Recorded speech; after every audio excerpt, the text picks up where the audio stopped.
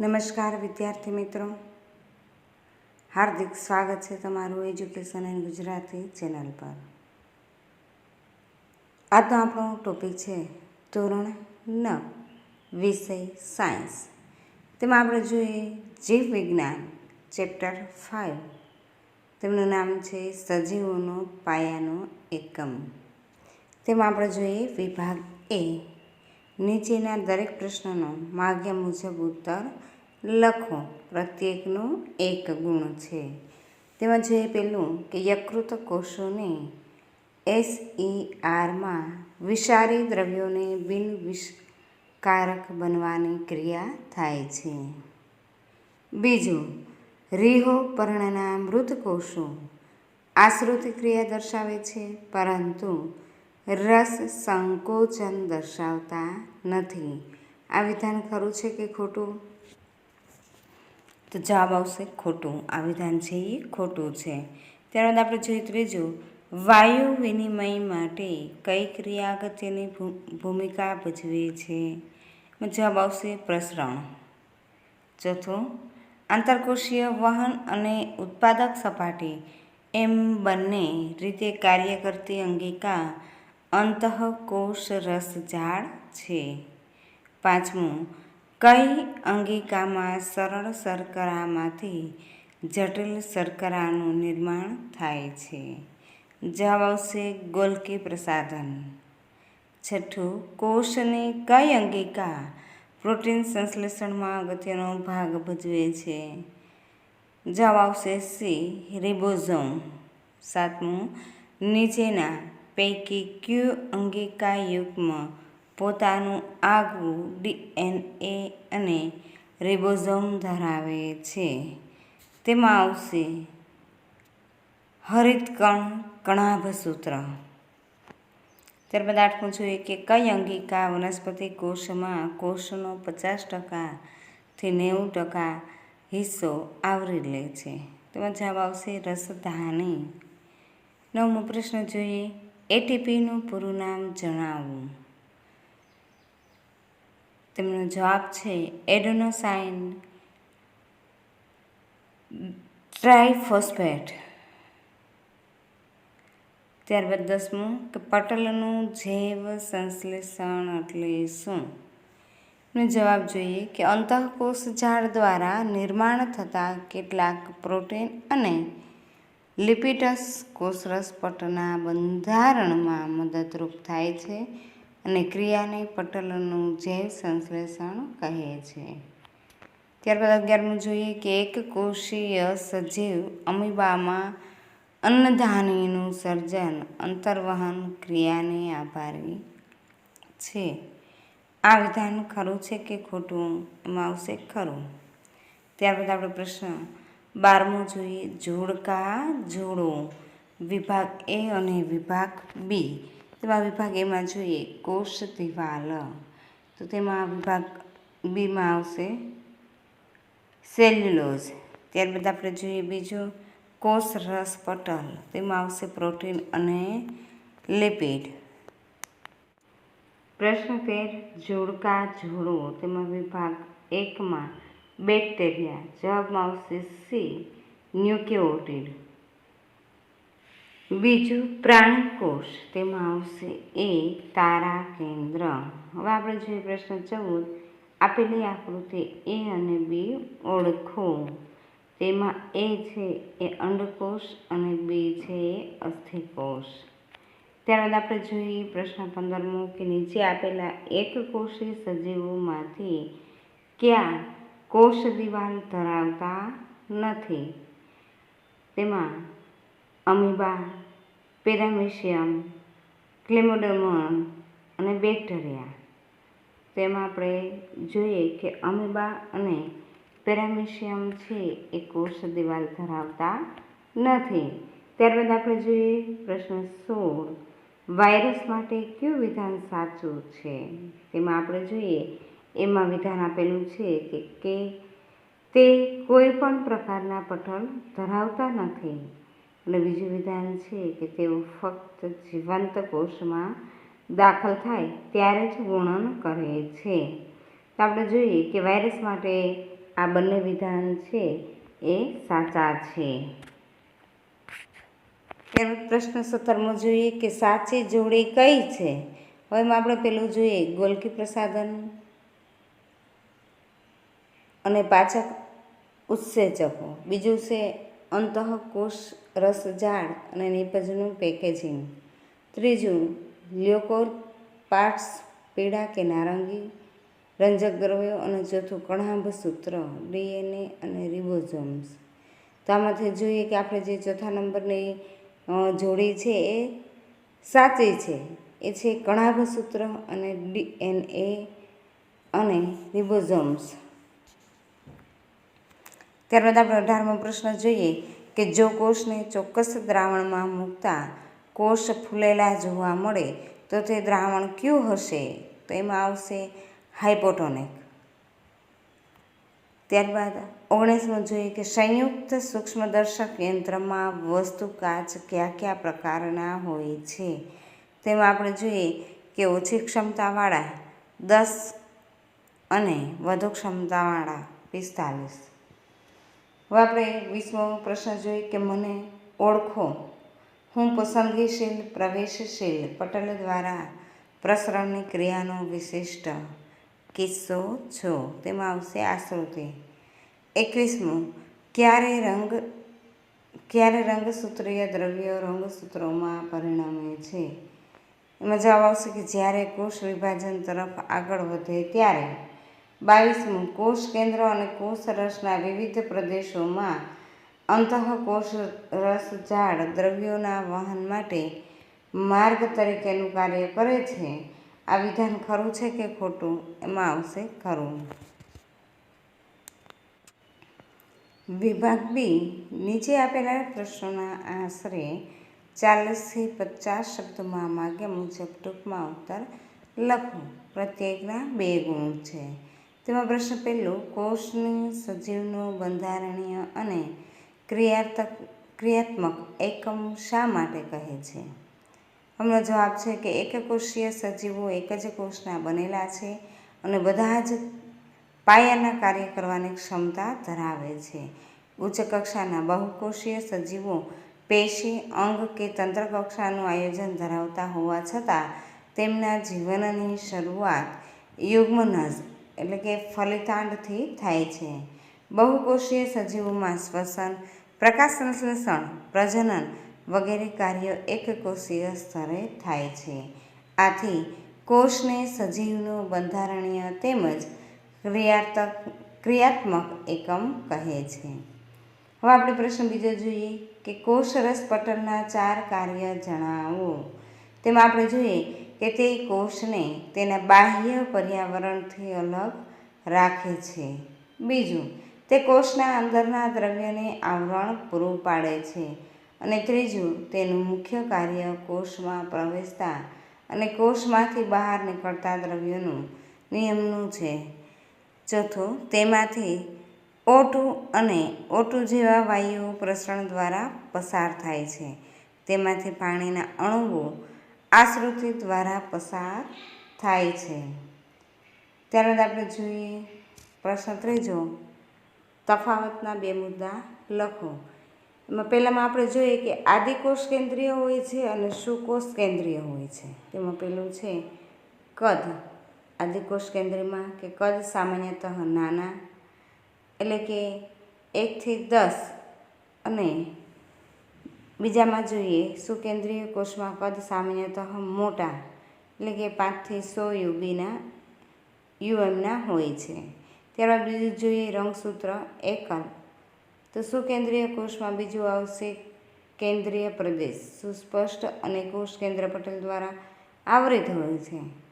હવે આદિકોષી કોષમાં આપણે જોઈએ ત્રીજું કે તે પટલીય અંગિકાઓની ગેરહાજરી ધરાવે છે અને સુકોષ કેન્દ્રીય કોષમાં 1 કરતાં વધારે રંગસૂત્ર હોય છે. હવે આપણે જોઈએ આરઈપી અને એસીઆર. એમાં પહેલું છે કે તેની સપાટી પર રિબોઝોમ્સ આવેલા હોય છે. એસીઆરમાં પહેલું જોઈએ કે તેની સપાટી પર રિબોઝોમ્સ હોતા નથી. RERમાં બીજું જોઈએ કે તે પ્રોટીન સંશ્લેષણનું કાર્ય કરે છે, અને SARમાં આપણે બીજું જોઈએ કે તે લિપિડ તથા સ્ટીરોઇડ સંશ્લેષણ કરવામાં મદદ કરે છે. ત્યારબાદ જોઈએ આપણે ત્રીજો તફાવત, વનસ્પતિ કોષની રસધાની અને પ્રાણી કોષની રસધાની. તેમાં આપણે જોઈએ વનસ્પતિ કોષની રસધાનીમાં પેલું છે, વનસ્પતિ કોષમાં રસધાની ઘણા મોટા કદની હોય છે. તો પ્રાણી કોષની રસધાનીમાં જોઈએ કે પ્રાણી કોષમાં રસધાની નાના કદની હોય છે.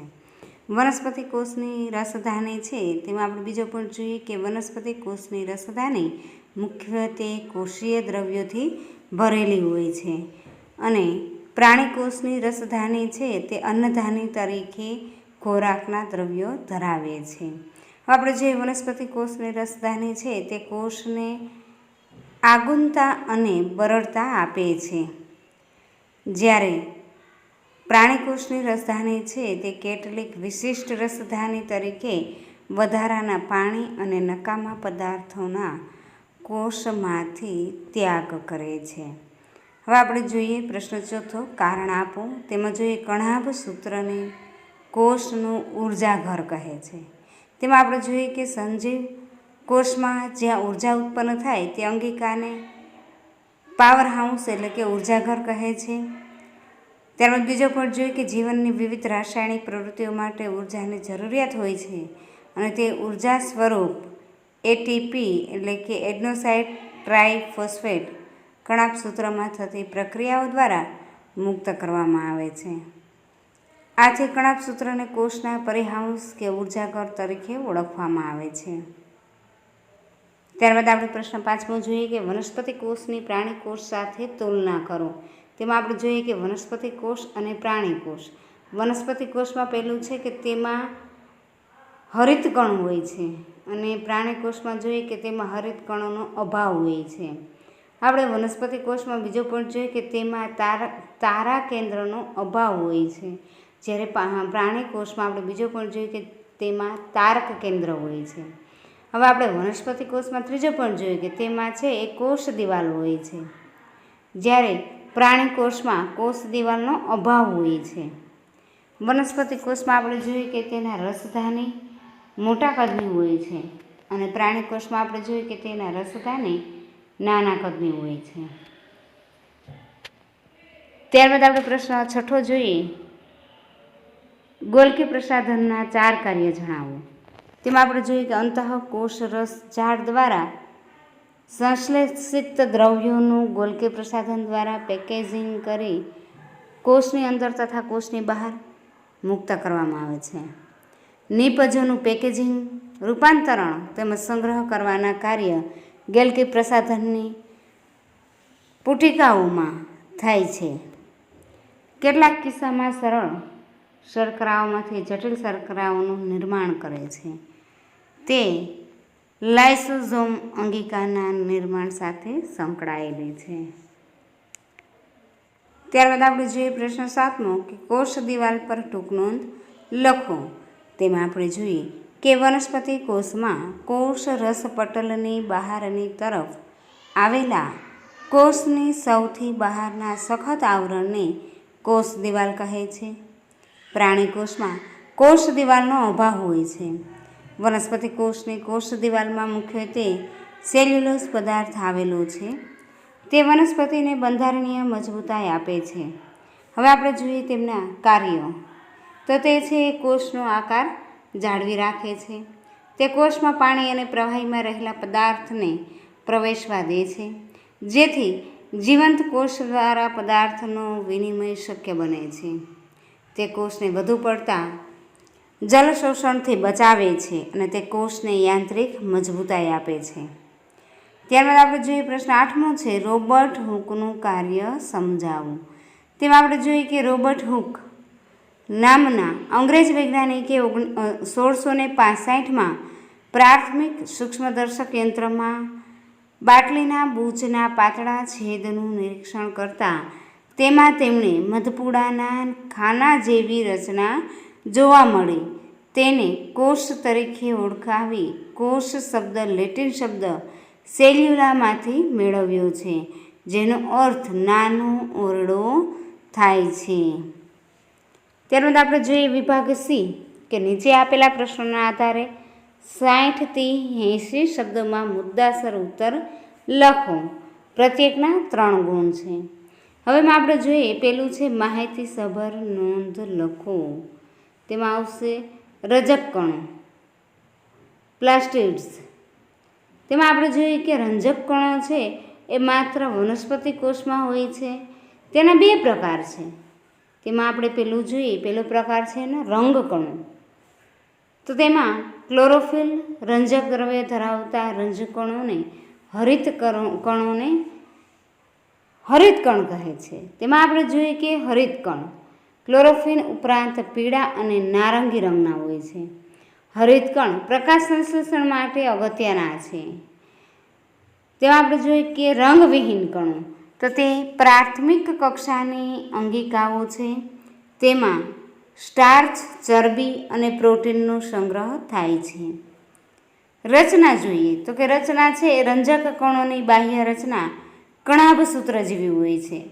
રંજક કણોના આંતરિક આયોજનમાં ઘણા બધા પટલીય સ્તરો કે જે દ્રવ્યમાં ગોઠવાયેલા હોય છે તેને આધારક સ્ટ્રોમા કહે છે. રંજક કણો પોતાના DNA અને રિબોઝોમ્સ ધરાવે છે. ત્યારબાદ આપણે જોઈએ પ્રશ્ન બીજો છે કે સાંદ્રતાના આધારે દ્રાવણના પ્રકાર અને તેની કોષ પર થતી અસરો સમજાવો. એમાં આપણે જોઈએ કે સાંદ્રતાના આધારે દ્રાવણના 3 પ્રકાર છે. પહેલું કે જો કોષને હાઇપોટોનિક એટલે કે કોષની અંદરના દ્રાવણ કરતાં પાણીની વધારે સાંદ્રતા ધરાવતા દ્રાવણમાં મૂકવામાં આવે છે. આ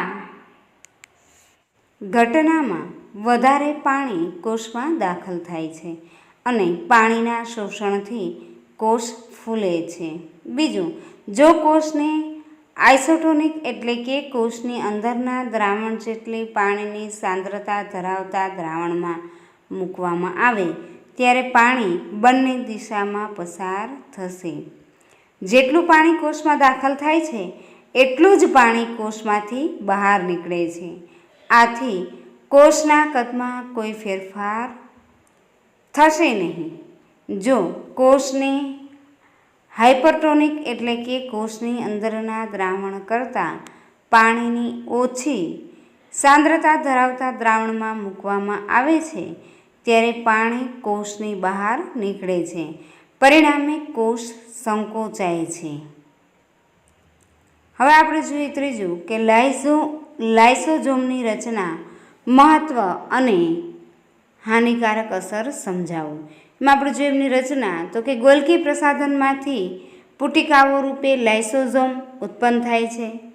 પાચક ઉત્સેચકો ધરાવતી આવૃત્તિ પટલીય કોથળીઓ જેવી રચના છે.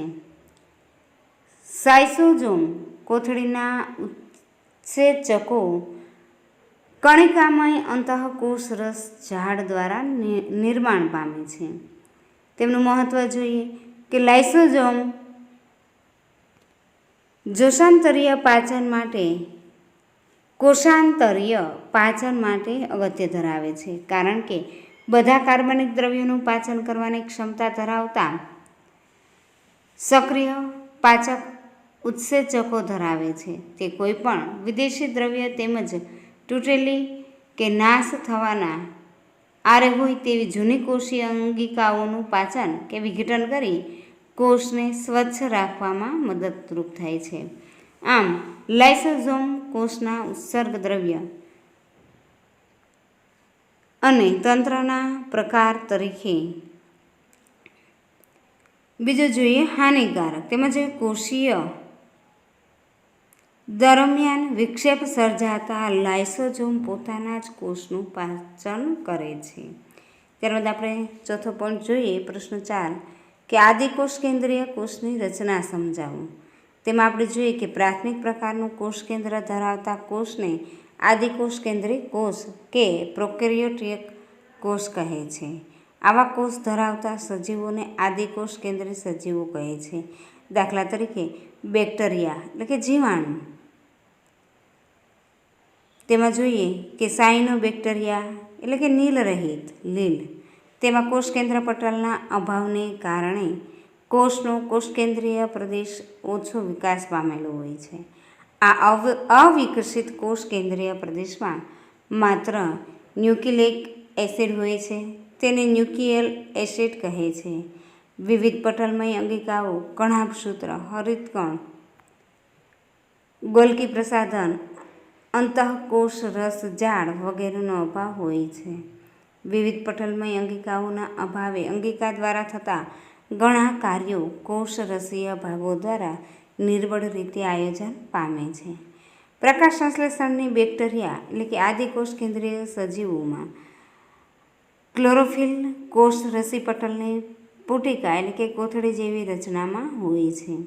ત્યારબાદ આપણે જોઈએ પ્રશ્ન 5 કે કોષના શક્તિઘર તરીકે ઓળખાતી અંગિકા સમજાવો. એમાં આપણે જોઈએ કણાભસૂત્ર રચના. કણાભસૂત્ર 2 આવરણો ધરાવે છે. બાહ્ય આવરણ ઘણું ખરું છિદ્રિષ્ટ હોય છે અને અંતઃ આવરણ ઊંડા અંતઃ પ્રવર્ધો ધરાવે છે.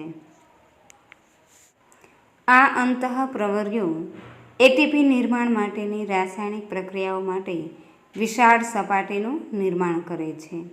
હવે આપણે જે વિશિષ્ટતા, તો તેમાં કણાભસૂત્ર વધારે વિશિષ્ટ અંગિકા છે. તે પોતાનું આગવું વલયાકાર ડીએનએ અને રિબોઝોમ્સ એટલે કે 70S પ્રકાર ધરાવે છે. આથી પોતાના પ્રોટીનનું નિર્માણ કરવાની ક્ષમતા ધરાવે છે. કાર્ય: કોષ તેમજ જીવનની વિવિધ રાસાયણિક પ્રવૃત્તિઓ માટે જરૂરી ઉર્જા એટીપીના સ્વરૂપમાં કણાભસૂત્ર દ્વારા મુક્ત થાય છે.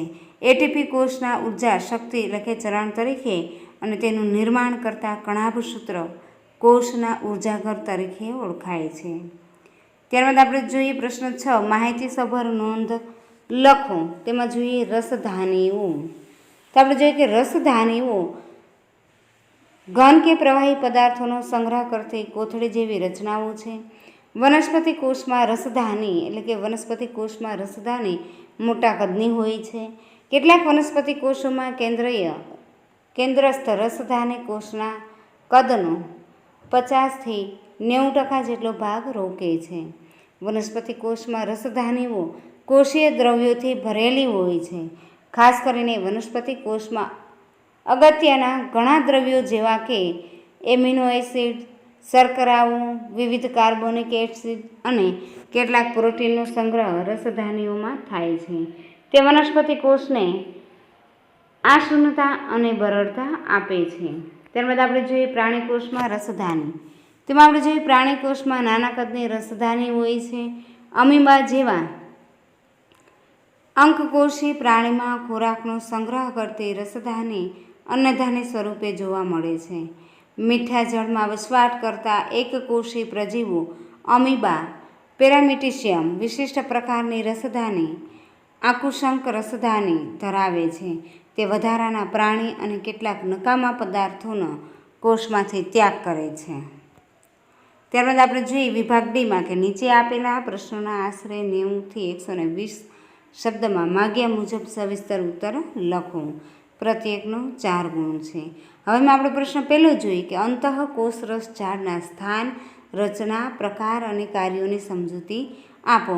તેમાં આપણે જોઈએ કે અંતઃકોષરસ ઝાડ સ્થાન સુકોષ કેન્દ્રી કોષના સમગ્ર કોષરસના વિસ્તારમાં સમકેન્દ્રિત રીતે પથરાયેલી પટલમય રચના છે. હવે આપણે એમની રચના જોઈએ કે તે લાંબી નલિકામય કે ગોળાકાર અથવા કોથળી જેવી પુટિકાઓ જેવી રચનાઓની બનેલી આવર્તિત જાળીમય સ્વરૂપ ધરાવે છે. અંતઃકોષરસ ઝાડની પટલીય સંરચના કોષરસ પટલની સંરચનાને સમાન સ્વરૂપે હોય છે. વિભિન્ન કોષમાં અંતઃકોષરસ ઝાડની રચનામાં વિવિધતા જોવા મળે છે. તે હંમેશા જાળીરૂપ તંત્રમય રચનાનું નિર્માણ કરે છે. અંતઃકોષરસ ઝાડના 2 પ્રકાર છે. પહેલું ખરબચડી અને બીજું કણિકામય અંતઃકોષરસ ઝાડ અને લીચી અંતઃકોષરસ ઝાડ. હવે તેમના કાર્ય જોઈએ કે કોષ કેન્દ્ર અને કોષરસ વચ્ચે કે કોષરસના વિવિધ પ્રદેશોમાં દ્રવ્યના વહન માટે અંતઃકોષરસ ઝાડ વાહન માર્ગ તરીકે કાર્ય કરે છે. બીજું, કોષના અગત્યના કાર્ય માટે આવશ્યક પ્રોટીન અને લિપિડનું નિર્માણ કરે છે. કેટલાક પ્રોટીન અને લિપિડ કોષરસ પટલના બંધારણમાં ઉપયોગી, જ્યારે કેટલાક ઉત્સેચક અને અંતઃસ્રાવો તરીકે કાર્ય કરે છે. કોષની કેટલીક જૈવરાસાયણિક પ્રવૃત્તિઓ માટે અંતઃકોષરસ ઝાડ કોષરસીય બંધારણીય સપાટી પૂરી પાડે છે. ચોથું જોઈએ, પૃષ્ઠવંશી પ્રાણીઓના યકૃત કોષોમાં લીસી અંતઃકોષરસ ઝાડ ઘણા વિષારી દ્રવ્યો અને દવાઓને બિનવિષકારક બનાવવામાં અગત્યની ભૂમિકા ભજવે છે. હવે આપણે જોઈએ બીજું, સુકોષ કેન્દ્રી કોષ કેન્દ્ર સમજાવો. તેમાં આપણે જોઈએ કે સુકોષ કેન્દ્રી કોષનું કોષ કેન્દ્ર મુખ્યત્વે બે ભાગમાં વિભાજિત થયેલું છે. પહેલું, કોષ કેન્દ્ર પટલ. તેમાં આપણે જોઈએ કે કોષ કેન્દ્ર બહારની તરફ દ્વિસ્તરીય આવરણ ધરાવે છે, તેને કોષ કેન્દ્ર પટલ કહે છે. તેમાં આવેલા છિદ્ર દ્વારા દ્રવ્યનું કોષ કેન્દ્રની તરફ અને બહાર તરફ પરિવહન થઈ શકે છે. રંગસૂત્રીય દ્રવ્યો કે જે કોષો વિભાજન અવસ્થામાં ન હોય તેમાં રંગસૂત્રીય દ્રવ્ય દોરીના જથ્થા જેવી રચના ધરાવે છે. રંગસૂત્રીય દ્રવ્યોના ભાગ સ્વરૂપે ડીએનએ હોય છે. જ્યારે કોષ વિભાજન તરફ આગળ વધે ત્યારે રંગસૂત્રીય દ્રવ્ય સળિયા જેવા આકારની સંરચના ધરાવે છે. તેને રંગસૂત્રો કહે છે, જે આનુવંશિકતાના માટેની માહિતીના લક્ષણો ડીએનએના અણુ સ્વરૂપે ધરાવે છે. રંગસૂત્રો ડીએનએ અને પ્રોટીનના બનેલા હોય છે. ડીએનએ અણુઓ કોષના બંધારણ અને આયોજનની આવશ્યક માહિતી દર્શાવે છે. ડીએનએ કાર્યકારી ટુકડાને જનીન કહે છે. કોષ કેન્દ્રના કાર્યો. તેમાં આપણે જોઈએ કે તે કોષમાં થતી વિવિધ ક્રિયાઓનું નિયમન કરે છે. તે કોષીય પ્રજનનમાં કેન્દ્રસ્થ ભાગ ભજવે છે. આ પ્રક્રિયાને કારણે એક કોષના વિભાજનથી બે નવા કોષ ભણે છે. કોષની રાસાયણિક પ્રવૃત્તિઓ દ્વારા કોષનો વિકાસ થાય છે અને તે પરિપક્વતા તરફ આગળ વધે તે માટે કોષ કેન્દ્ર અગત્યનો ભાગ ભજવે છે. રંગસૂત્રોમાં વહેલ એટલે કે ડીએનએના ખૂણાઓ વારસાગત લક્ષણોની માહિતી ધરાવે છે.